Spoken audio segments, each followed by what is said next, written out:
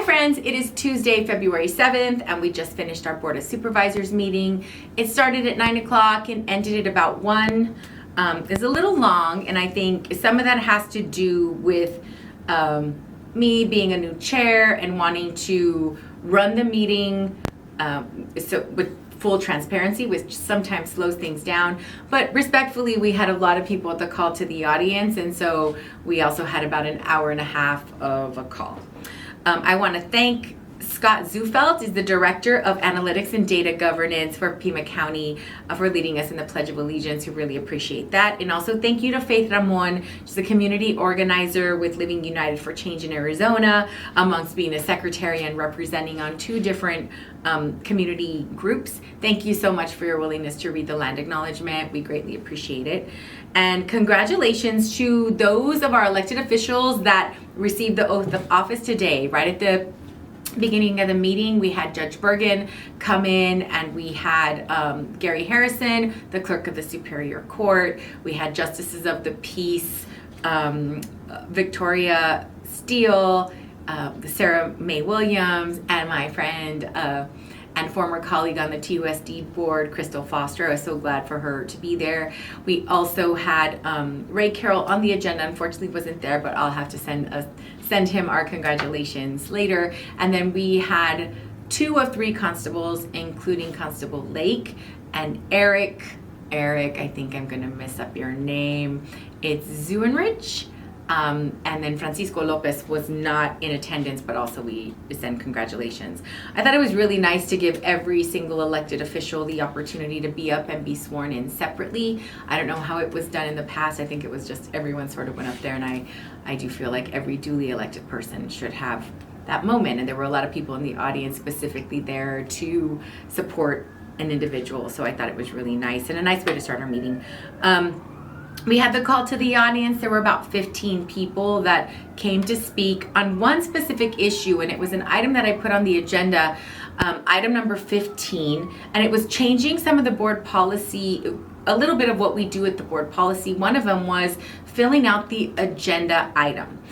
It's a request to the Board of Supervisors. It's a cover sheet that explains this is the item, this is the funding source, this is the rationale for the item, and this is what action will mean.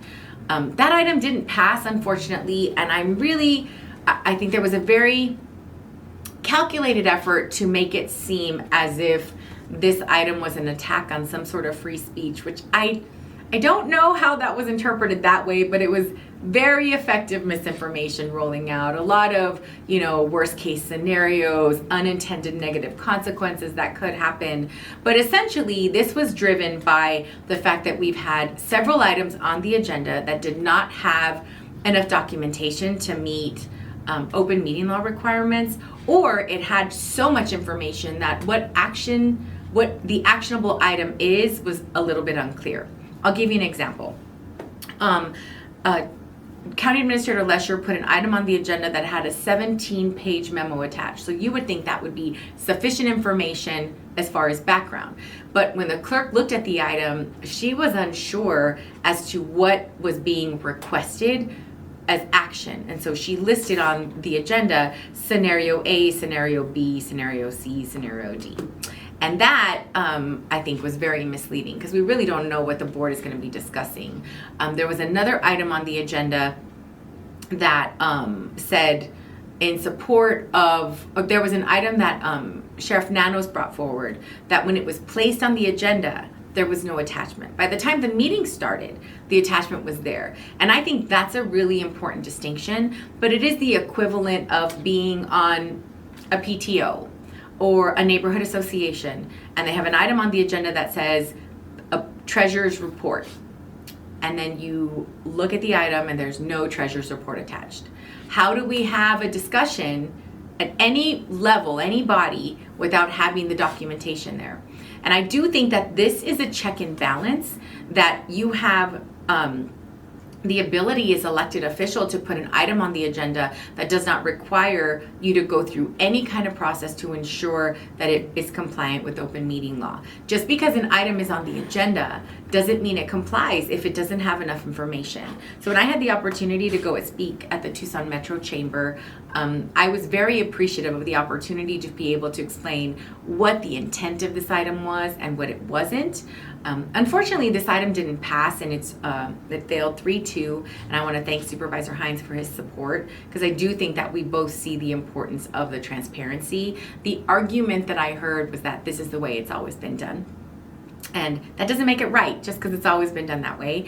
And so now that I have brought attention to the issue, I anticipate that someone's going to file Attorney General complaint about the fact that these items do not have enough information to be considered in line with open meeting law and transparency for our community. So it really rarely happens, but when it does, as the chair, I don't have any mechanism to go back to either our county administrator or any of my colleagues on the board to say, can you add additional items to this so we can have a discussion. So now what will unfortunately have to happen is that I'll have to pull the item at the meeting, which I think is unfortunate. So we'll continue on with the process as it goes. And item number 17 was an update on homelessness and public safety. This is an item that I think has to come back on a regular basis, and that we have the same presentation that is taking place once a month at the City of Tucson.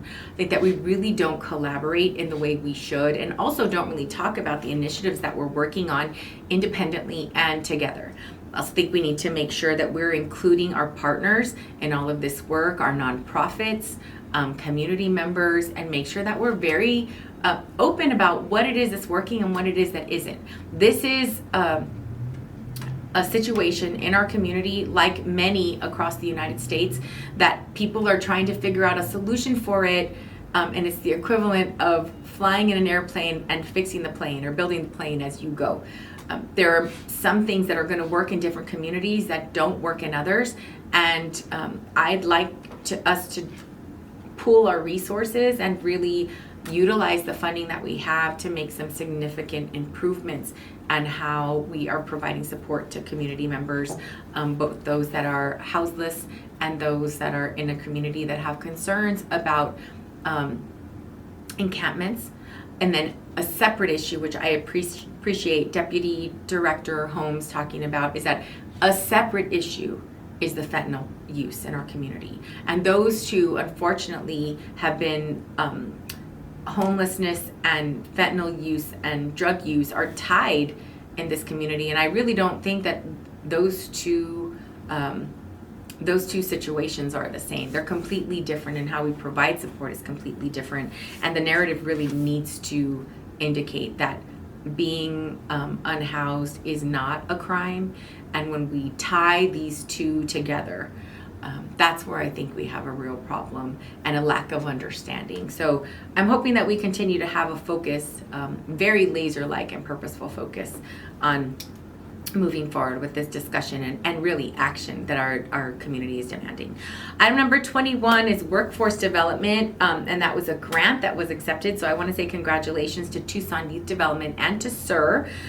They received funding for 115 young people in our community to get job experience in targeted enterprises. And so I'm very excited about that and want to congratulate them.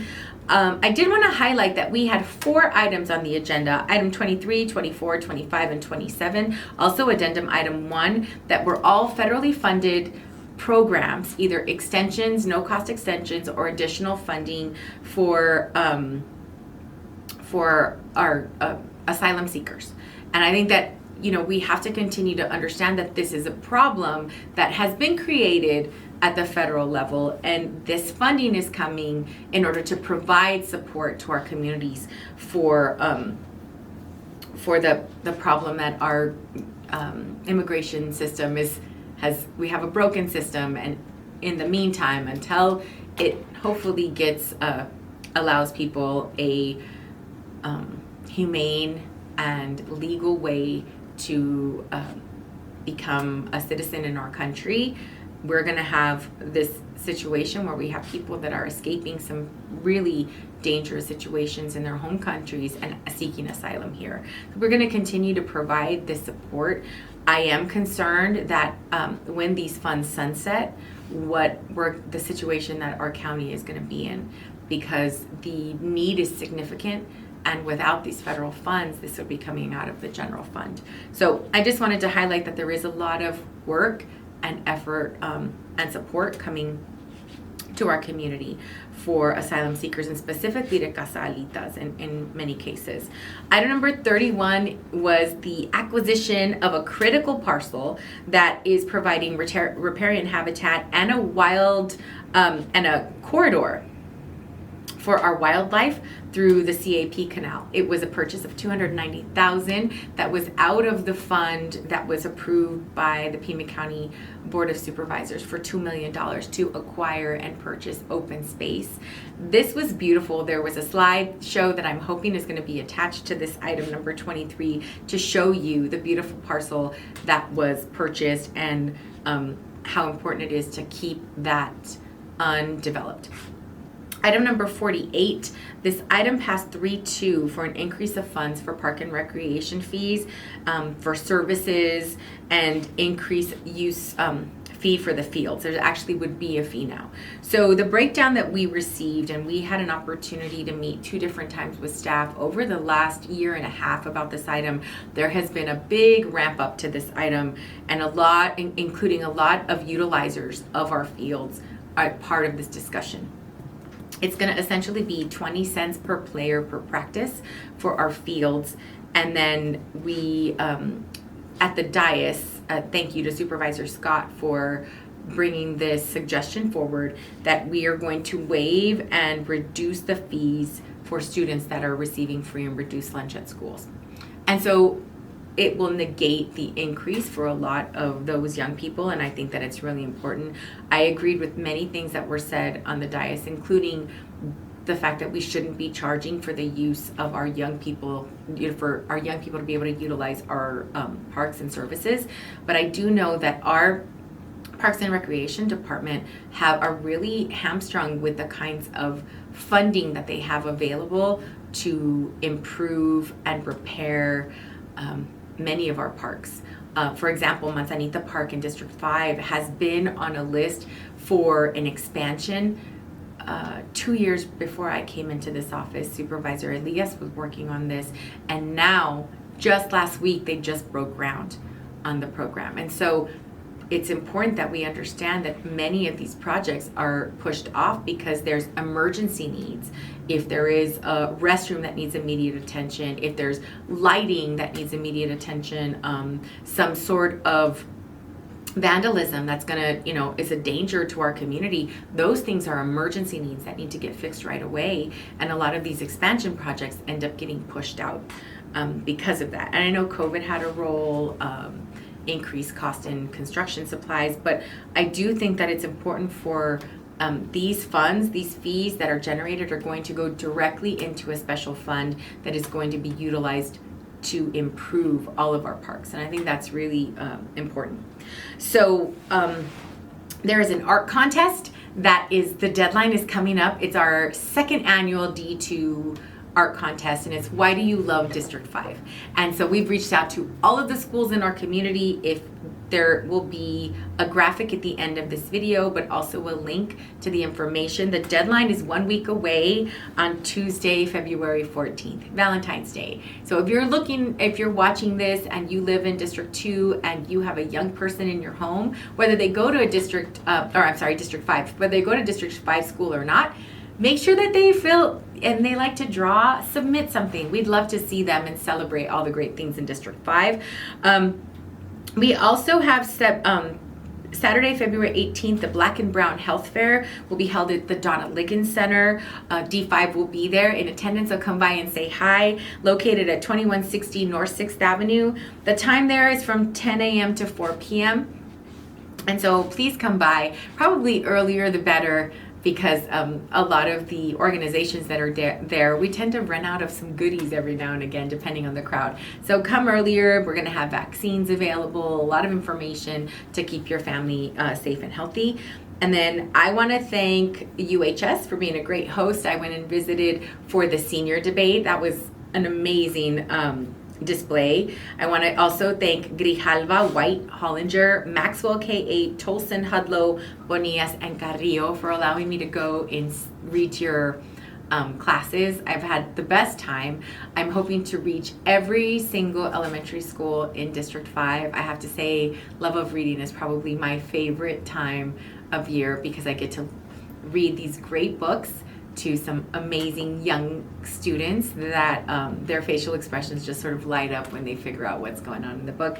So I would recommend, if you have children, grandchildren, nieces, nephews, that kind of thing, go and offer the teacher, a little reprieve in 15, 20 minutes. It's very fulfilling for both for the person reading and for the students, and they really appreciate it. So, and if you do decide to go to Love of Reading, take a picture or send me some suggestions on really great children's books that you enjoy reading to your family, or if you're a teacher, your students, because I'd love to increase my library. I want to thank you all for your attention. Our next board meeting is going to be on Tuesday, I think it's February 21st, if I'm not mistaken. And so I would love to see a couple other people at the call to the audience, just just to give us some positive, negative feedback. But I do appreciate that the call to the audience is being a little more civil. I think that that's really critical because I want everyone to feel welcome in that space. So have a good day, and thanks for keeping up with Pima County politics.